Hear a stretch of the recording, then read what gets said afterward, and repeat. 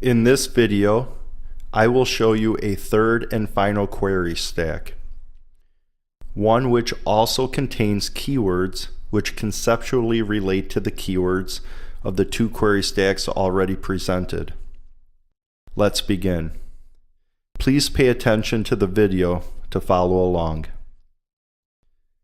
The first query stack I showed you contained the keyword heaven, while the second query stack contained the keyword hell. Heaven is said to be above, while hell is said to be below. But what's in between?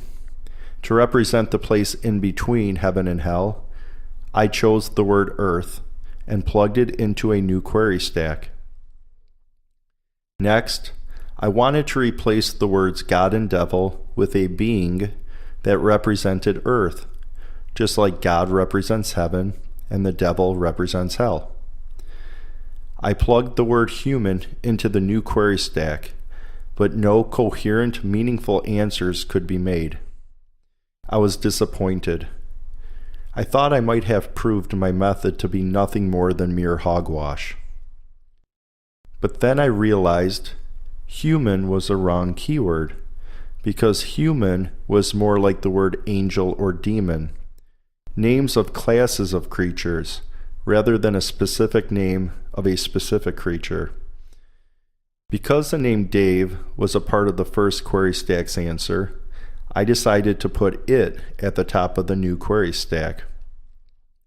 In effect, I was asking, what is Dave of Earth's origin? Provide me with the answer. Or, what is my origin, since my name is Dave? Following query stack rules, I connected the keyword letters horizontally and vertically to make new words. Then I added punctuation to create sentences. The answer was a door giver, a hinter swan, where swan meant to affirm is true. So the answer read as adore the giver, a hinter affirms something to be true. Just like with the first two query stack answers, the new query stack consisted of two sentences.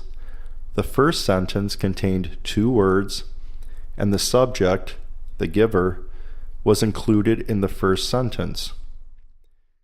Studying the first and second query stack's answer, we can see how the subject carries over into the second sentence, evidenced by the word Dave and he in query stack number 1, and horde and rain in query stack number 2.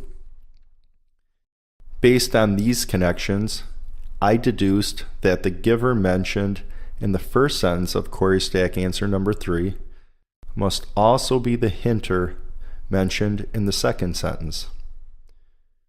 But what was the giver giving or hinting about? In the first sentence, there's a request to adore the giver. In the second sentence, the giver or hinter affirms something to be true.